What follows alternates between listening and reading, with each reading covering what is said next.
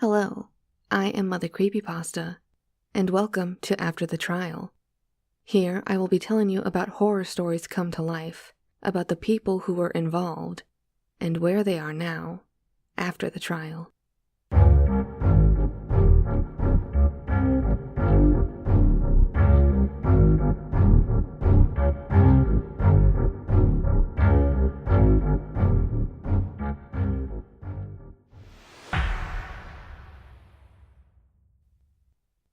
In this episode, we will be talking about Anthony Stockelman, a man who committed an act of murder, and a man who became the target of a different kind of permanent act.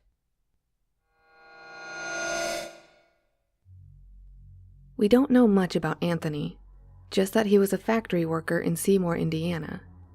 Anthony, at the time of the crime, was 38 years old and married to his wife Tabitha. He was visiting his mother in Crothersville, Indiana, when he abducted a 10-year-old little girl named Katie Coleman.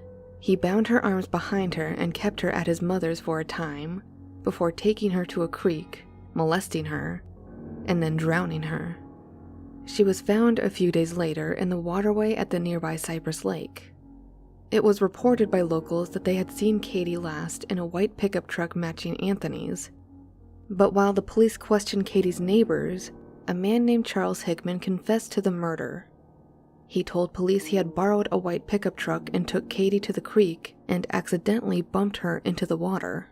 However, he oddly gave 4 different and contradicting stories, one of which was Katie seeing her friends making meth, and her friends wanted to scare her into keeping quiet.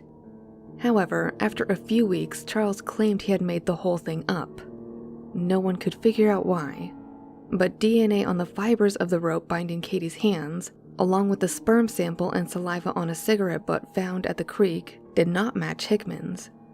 Thankfully for police, they had picked up Anthony in January due to his white pickup truck matching the description from witnesses. They had taken DNA samples and were finally able to have them ran in April. His DNA was a match, and Anthony was taken into custody.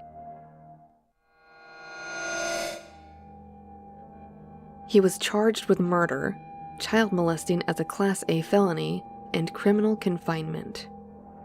The death penalty was requested due to the child's age, but about a year later, Stockelman pleaded guilty in order to drop the death penalty. He received life without parole, followed by 30 years for child molestation. Within a year of being in jail, Anthony was attacked by another prisoner by the name of Jared Harris.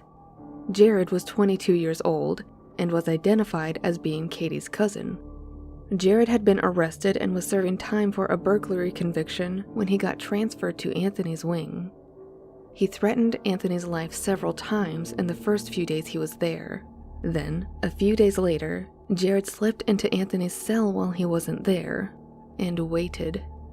When Anthony came back in, Jared closed the locking cell door and reportedly grabbed Anthony by the neck and gave him the option to be stabbed and bled out, or to get a tattoo. Anthony got the tattoo, which will forever remind everyone viewing him of the crime he committed.